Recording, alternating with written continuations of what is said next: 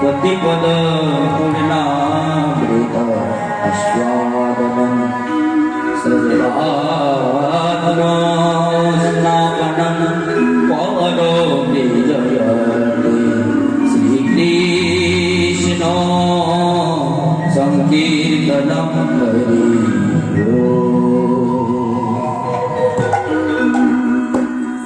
जय सुखियो উপস্থিত সকল গৌর অনুরাগী কৃষ্ণ অনুরাগী ভক্তবন্ধী আমার মায়েরা এবং ভক্তিমতী বাবারা, এই লীলা প্রারম্ভে আপনাদের সকলের চরণে রইল এই কীর্তন জগতের সর্বকনিষ্ঠ জ্ঞানহীন ভক্তিহীন শ্রদ্ধাহীন কৃষ্ণ প্রেম ও মাধুর্যহীন অধমদিন শ্রী অঞ্জন ভট্টাচার্য এবং আমার এই ক্ষুদ্র নিত্যানন্দ সম্প্রদায়ের কোটি কোটি ধন্যবাদ প্রণাম।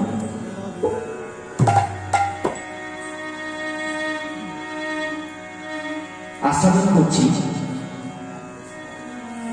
এক অপূর্ব সুন্দর লীলা।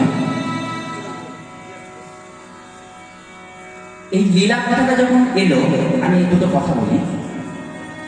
আজ আমরা যেটা আস্বাদন করবো এটা কিন্তু লীলা না। এই ধরা নাম কি স্বর্গলোক কি মর্তলোক, এই ত্রিভুবনে দুজন এমন ব্যক্তিত্ব আছে যারা এই ভগবানের নাম আর গুণকীর্তন করে সমগ্র বিশ্ববাসীকে জগৎবাসীকে ধন্য করেছেন। তারা এমন একটা কাজ করে গেছেন,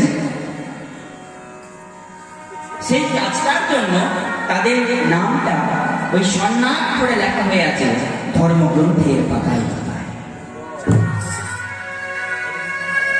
একজন করতেন নাম কীর্তন, আরেকজন করতেন গুণকীর্তন। আপনারা চেনেন নাম বলি। একজন হলে আমাদের এই দেবতাদের ঋষি, নাম তার ওই দেবশ্রী নারদ। আপনারা চেনেন, যিনি বিনা যন্ত্রে সদা সর্বময় এই ভুবন মঙ্গল ভুবনকে মুখরিত করে রাখতেন নারায়ণ নাম। যখন দৈত্যদের কাছে তিনি এসে সুখবর দিতেন কি কোনো খবর পৌঁছে দিতেন, তখন জিজ্ঞাসা করা হতো যে মুনিবর আপনি তো দেবতাদের ঋষি, তা আমাদের ভালো বোঝার আপনার দরকার কি? আর আপনি কি আমাদের লোক? আপনি তো দেবতাদের। তখন নারদ মুনি একটাই কথা বলতেন। কি বলতেন জানেন?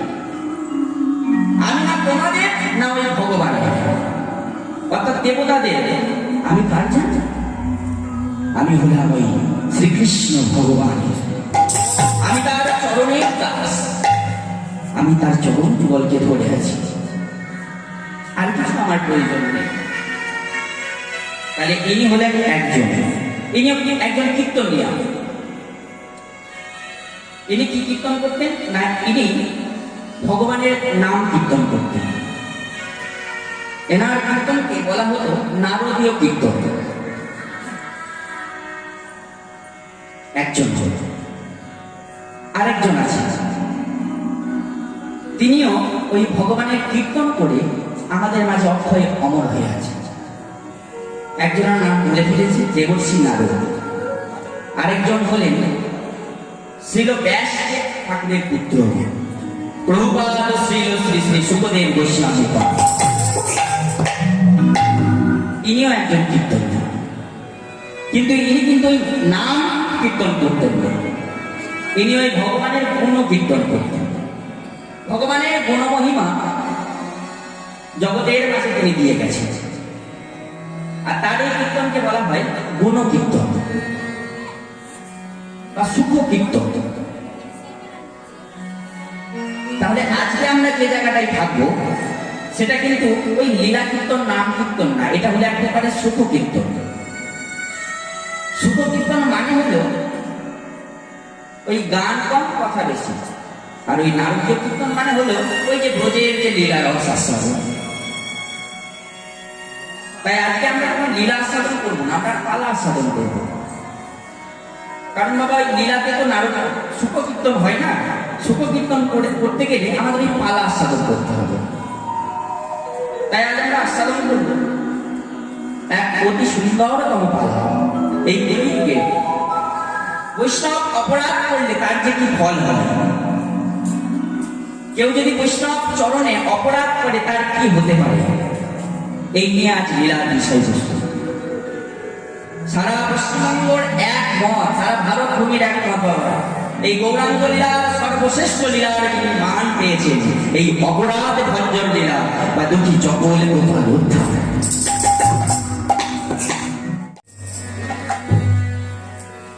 বাবা আমরা তো পাপা ছেড়েছি,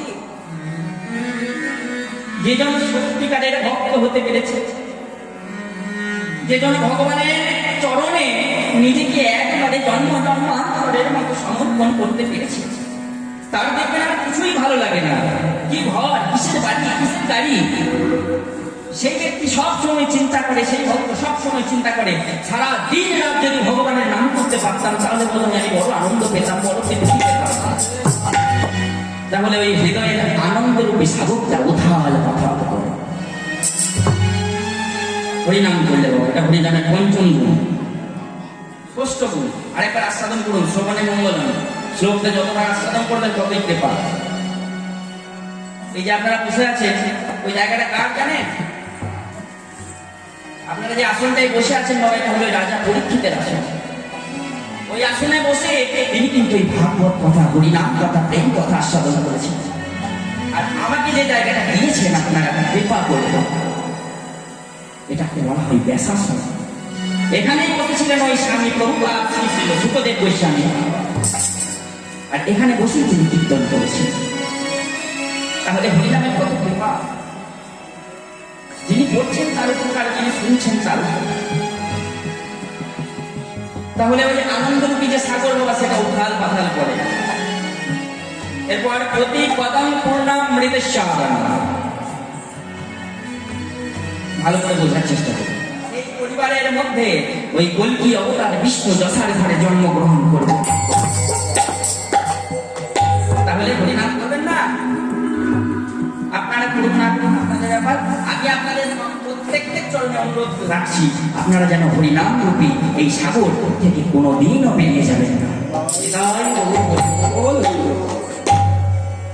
আর সেই মহাপ্রভু যে শিক্ষা, এই শিক্ষাকে শিরোধার্য করে চলুন আমরা ওই পালার মধ্যে প্রবেশ করি। আস্বাদনের বিষয় চপল গোপাল উঠা। একটু ওই পালার গান আস্বাদন করে তারপরে এই চাপাল গোপালের জীবন কাহিনী আমরা আস্বাদন করব। চলুন। কিবার না যত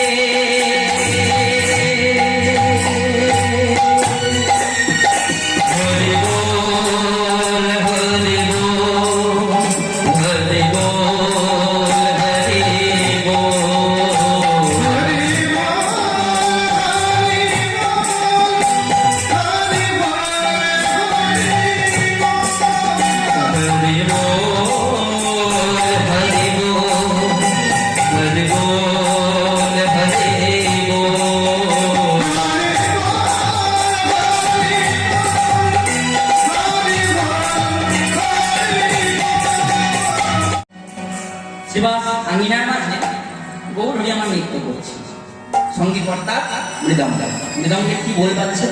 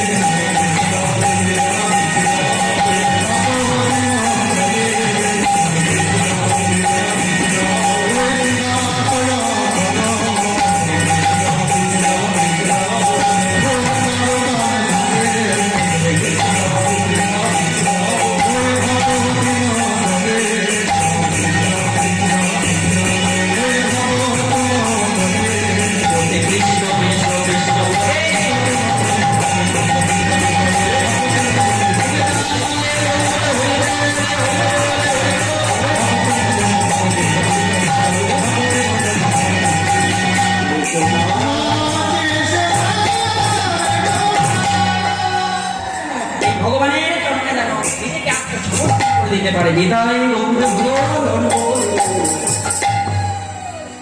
চলুন লীলা কথা আস্বাদন করা যাক। আজে আসরে কইছে যত যত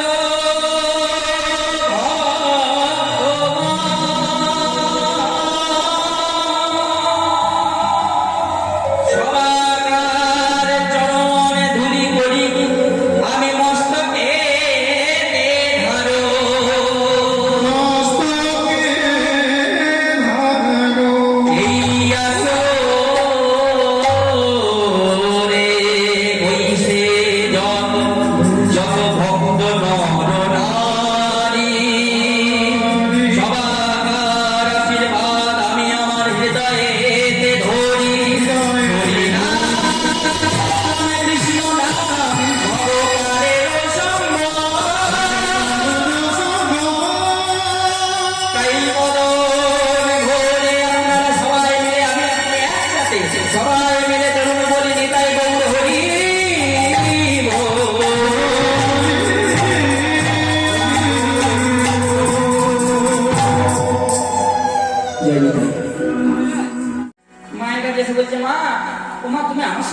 মায়া করছে।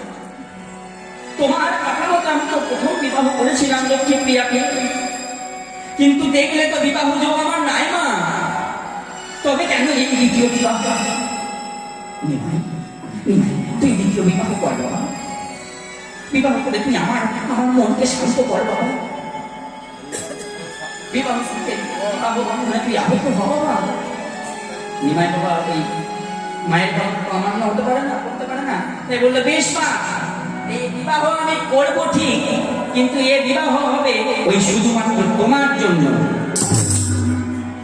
কারণ বিবাহ করার পরই আমি চলে যাবো ওই সেবা সাকিনার মাঝে। এক বছরের জন্য আমি নিশি যাবো নিযুক্ত নেওয়া। তখন কিন্তু তুমি আমাকে বাধা দেবে না, কথা দাও। মা তো কথা দিলেন যে বেশ বাবা নিমাই তাই হয়। তিনি মনে মনে চিন্তা করলেন আগে বিয়েটা তো দিই, বউ নতুন বউটা ঘরে আসে, তারপর দেখবো কিভাবে ওই সেবা সামনে বউকে ছেড়ে যায়। মায়াময় চিত্ত। তাই গৌরণী আমার ওই দ্বিতীয় বিবাহ করতে গেলেন বিষ্ণুপ্রিয়া দেবীকে। এদিকে বিষ্ণুপ্রিয়া দেবীকে বিবাহ করার পর তিনি যখন গৃহে ফিরে এলেন, ওই গৃহে ফিরে আসার সঙ্গে সঙ্গেই যেন তিনি বলে উঠলেন মা, ও মা, ও মা, শোনো মা, এই যে আমি বিষ্ণুপ্রিয়া দেবীকে তোমার কাছে এনে দিলাম মা। আর আমি একটা কথা বলি মা, এই যে বিষ্ণুপ্রিয়া, এ হলো তোমার দাসীমা, তাই এই নাম তোমার দাসীমা। এবার আমি আসি মা, এবার আমি আসি, এবার আমি আসি। সে কি রে নিমা, কোথায় যাবে তুমি? তুমি জানো না মা, তুমি কি জানো না তুমি আমায় কথা দিয়েছিলে বিবাহ করে বিষ্ণুপ্রিয়া দেবীকে ঘরে আনার পরই আমি চলে যাবো এই সেবা আসান্ন। বাবা, বাবা নিমাই, নতুন বউটাকে বিয়ে করে আনলি বাবা, একটু ফুলে সজ্জায় মা।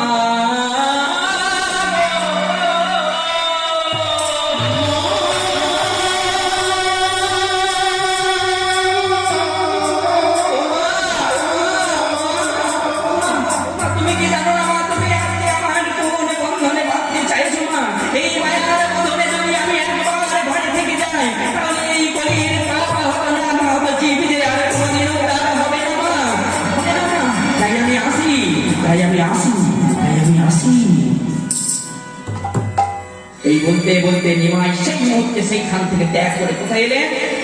সেবাসাঙ্গিনা। এবার আনন্দ, তিনি স্ত্রীকে ত্যাগ করেছেন, এই বিষয়ে বিরহ হলো, দুঃখ হলো। এবার আমার আপনার মতো মানুষের জন্য বাবা আনন্দ।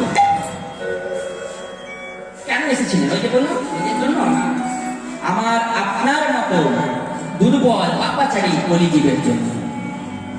আর ওই শ্রীবাস আঙিনার মাঝে এসে শ্রীবাস ঠাকুরকে যেই না বলে শ্রীবাস, শ্রীবাস দাও, এবার তুমি দেখি ওই কপারটা দিয়ে দাও তো। আর ওই কপারখানি যেই না দিয়েছেন, কপারখানি দিয়ে কপারের খিলখানি দিতে যাবে, অলক্ষে পদকর্তা তার কলমখানি দিয়ে দিলেন। কপাট দিয়া কীর্তন করে পরময়া বেশে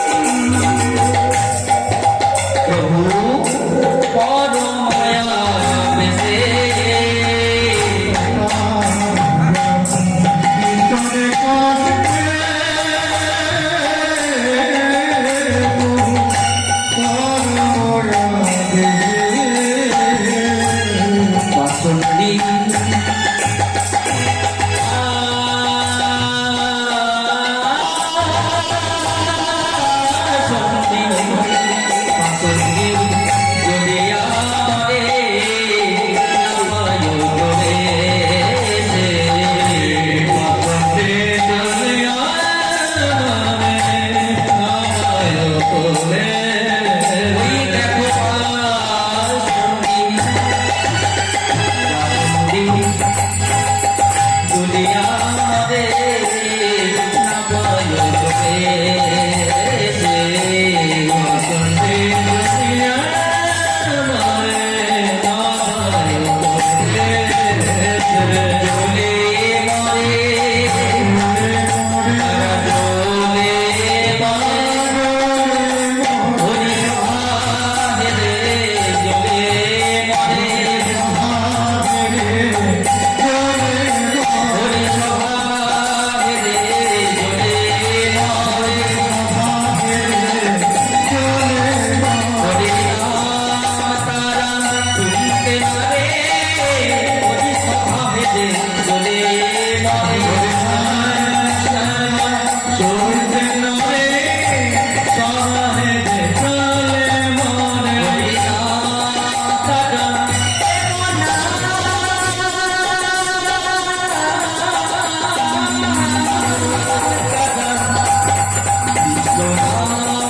তারা শুনতে পারে হরি সভাহে রে দোলে মরে কৃষ্ণ তৈবে নামে সভাগের চলে মনে অন্তরঙ্গ সঙ্গে বলে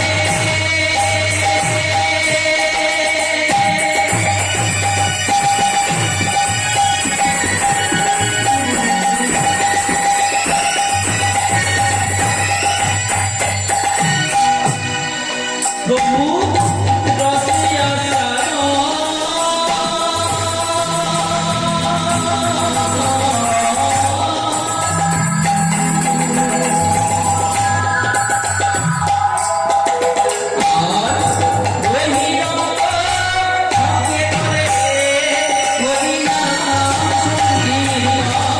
ওই রঙ্গ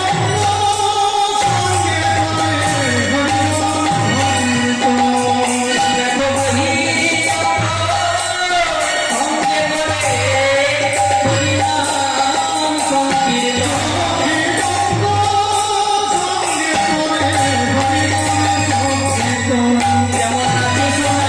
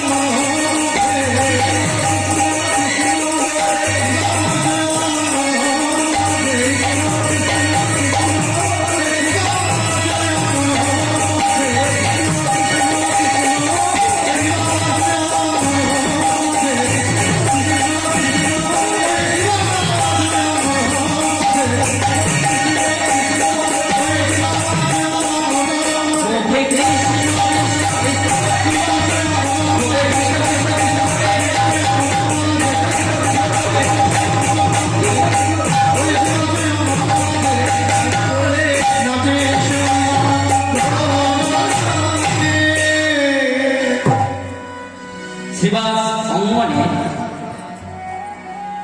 ভেতরে মহাপ্রভুই আমার তার অন্তরঙ্গ ভক্তবৃন্দ নিয়ে যখন এইভাবে রসকীর্তনে মেতে রয়েছে, এদিকে বাইরে বহিরাঙ্গন শ্রীবাস অঙ্গনের বহির দ্বারে পাড়া পাশন্তি সমাজ। ভালো থাকবে খারাপও থাকবে, ভালো থাকবে খারাপও থাকবে, যদি খারাপ না থাকে তাহলে ভালোর উন্নতি হবে না।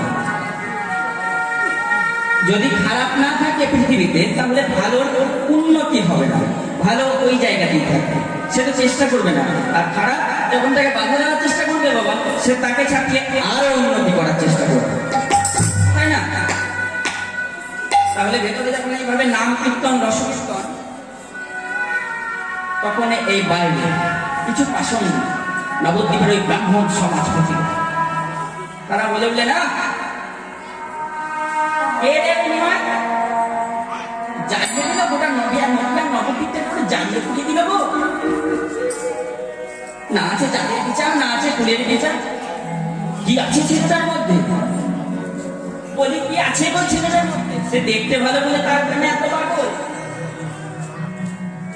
তাহলে সে নাচে ভালো বলে তার প্রেমে এত পাগল, সে গায়ে ভালো বলে তার প্রেমে এত পাগল, কি আছে যে সবাই এত পাগল?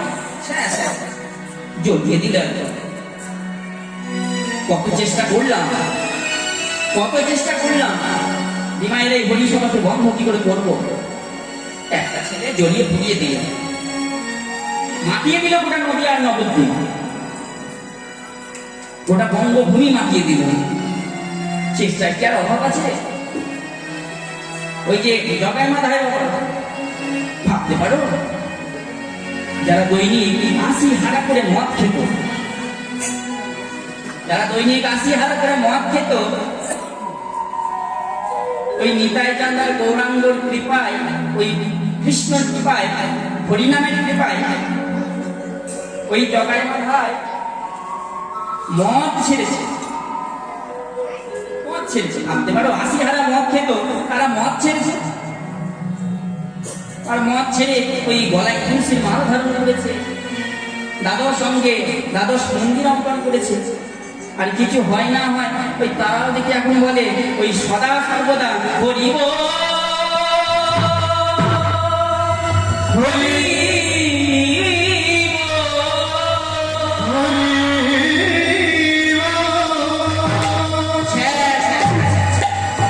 চলে গেল, চলে গেল। সহ্য করা যায় তো? আমরা ব্রাহ্মণ, আমরা জাতিতে ব্রাহ্মণ, আর ওই কাকে না কাকে ধরেছে, হরিদাসটা ধরে কীর্তন করছে, জগাই মাথায় মদের নেশায় ছুটছিল, তাদেরকে করে কীর্তন করা হচ্ছে। ওই যে ছিল জবন দর্জি, সেও পারল না, সেও পারল না নিমাইয়ের হরিসভা ভ্রমণ করতে, সেও পারল না। বাবা মুসলমান, মুসলমান, সেও এখন পরিবর্তন হয়ে গেছে, গলায় তুলসীর মাল ধারণ করেছে, দাদার সঙ্গে তিলক ধারণ করছে। আর কিছু হোক না হোক, সেও দেখে এখন বলছে হরি ও হরি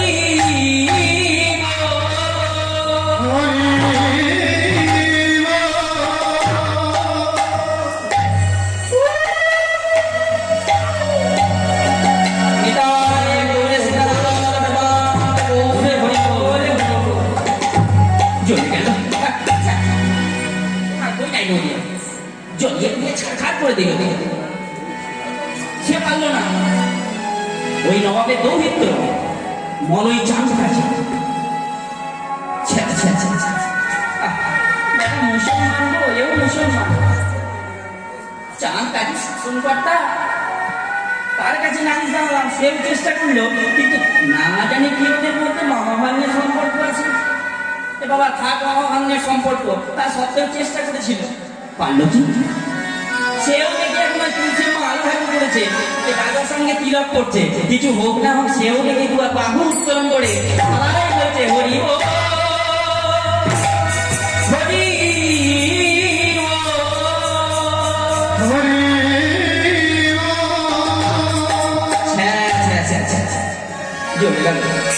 জ্বলে গেল, মাতিয়ে দিল, গোটা নবদ্বীপ মাতিয়ে দিল, গোটা বঙ্গভূমি মাতিয়ে দিল। বলি এই নবদ্বীপে কি এমন একটা ছেলে নাই গো? এই নবদ্বীপে এমন একটা ছেলে নাই যে এই নিমাইয়ের হরিসভাকে চিরতরে বন্ধ করে দিতে পারে? কত চেষ্টা করলাম, সব বিফলে গেল। কি করব? কিসের শক্তি আমি জানি না, আমরা জানি না বাবা। যখন তারা বাসন জীবন যখন এইসব বলা বলি করছে বাবা, তখন একজন আসছে। কে আসছে তখন তারা বুঝতে পেরে গেছেন। সে আসছে তখন ওই সেবা সম্মানের বহিরে তার গিয়ে চূড়ান্ত মদ্যপানের অবস্থা। ওই শ্যামা মায়ের নাম করতে করতে শ্যামা মা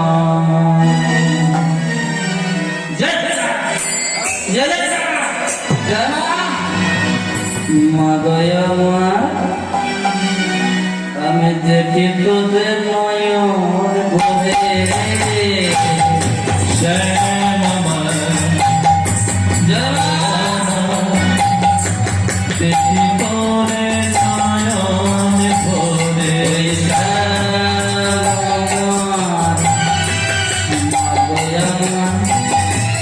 দেখে তোদের নয়ন ভরে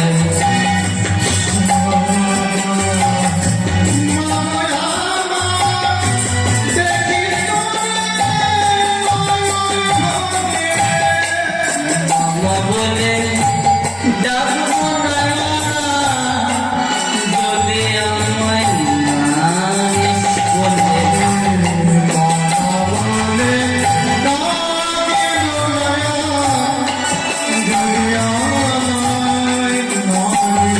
ওই মামা বলে ডাকবো না যদি আমায় নালিশ বলে।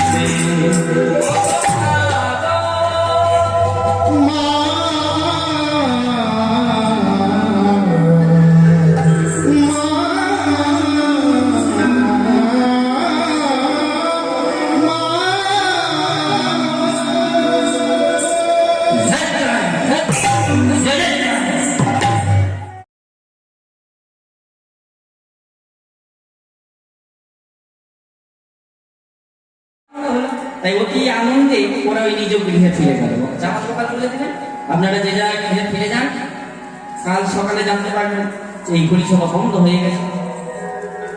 তাই ওরা অতি আনন্দে গৃহে ফিরে গেল। আর এদিকে দুঃখী চাপাল গোপাল ওই মদের নেশায় ওই শিবাসনের ওই শুরু করলো ওই শ্যামা মায়ের পুজো। শ্যামা মা জয় তারা, জয় জয় তারা, জয় জয় তারা, জয় মা, জয় মা। শিবাস, শিবাস, আজ আমি তোমার দ্বারে কি করবো জানো? তোমার দ্বারে কি করবো জানো? অমাবস্যা ওই মায়ের কাছে পুজো দিলাম, পুজো দিলাম তো পুজো দিয়ে ওখানে একটা ছোট ছাগ বলি দেওয়া হলো। ছাগ বলি দেওয়ার পরে ছাগের ধরটা ওরা নেবে বাবা, প্রাপ্য ধন বলে ছেড়ে দেয়, ওটা তো করে নেবে। আর আমার ভাগ্যে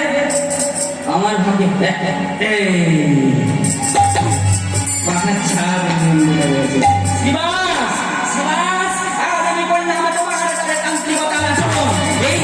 এই যে ছাড় আমি তোমার ঘরে টাঙিয়ে দিলাম, আরো মদ খেলাম, মদের নেশা করলাম, হাত থেকে ছড়িয়ে দিলাম, রক্ত চন্দন ছিটিয়ে দিলাম, এই রক্ত জমা ভুলে মায়ের পূজার রক্ত ফুলে ছিটিয়ে দিলাম, সব শান্তিকতা করো।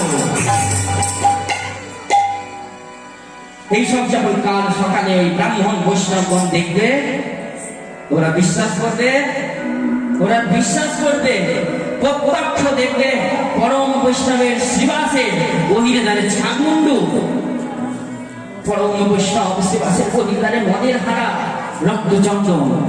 বিশ্বাস করবে শিবাস প্রতারক, শিবাস ভণ্ড।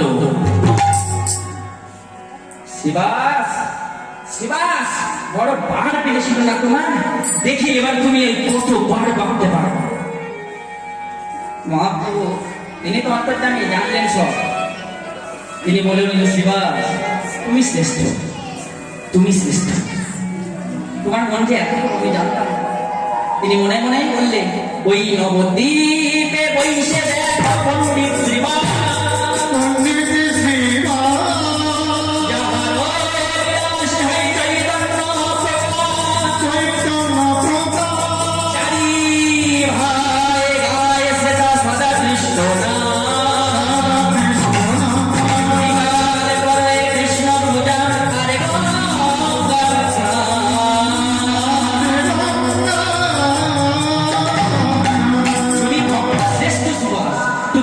শ্রেষ্ঠ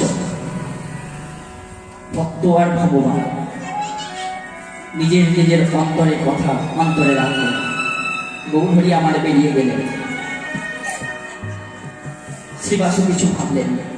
আর এদিকে সেই পাপির কি হলো আমরা জানবো। দিন দিন হইল কুষ্ঠ ব্যাধি,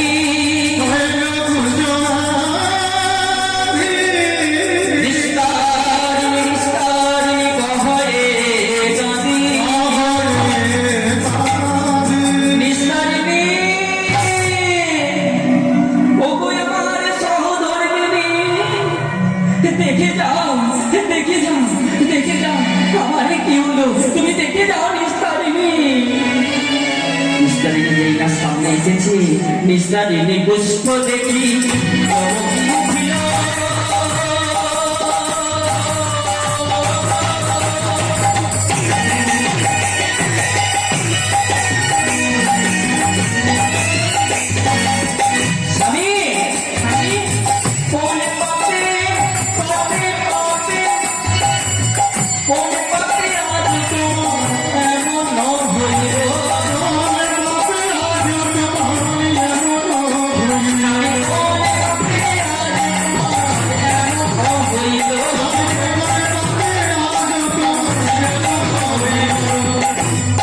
স্বামী, এ কি গো, এ কি দেখছি আমি?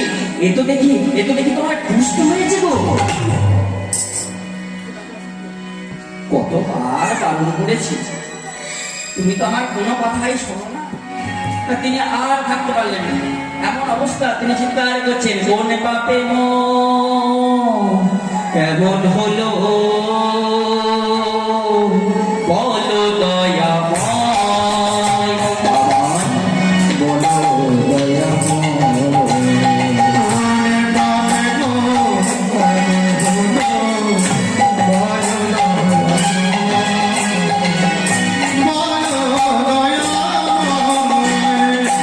জীবন মোমের বাতি পুরে হলো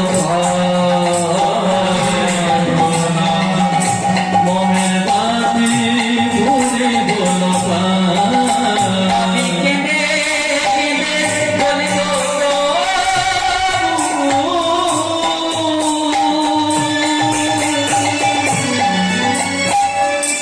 এই কি তোমার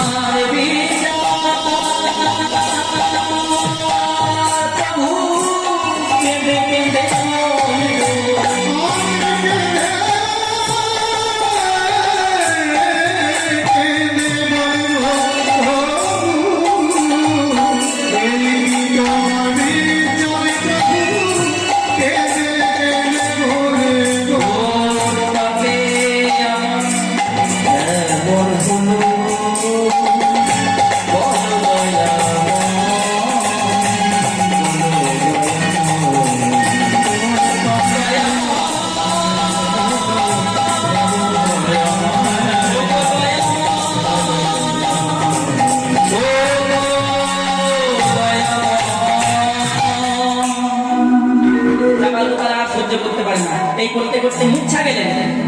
আর নিস্তারে নিয়ে এসে বললেন, কই দেখি একবার স্বামীর কি অবস্থা। শত হলেও স্বামী তো, একবার দেখি। ওগো স্বামী, কই বলি একটু জল দেবো নাকি, একটু অন্ন দেবো নাকি? কোনো সারা শব্দ নাই। আবার ডাকলেন, ওগো স্বামী, তুমি কি মরলে নাকি গো?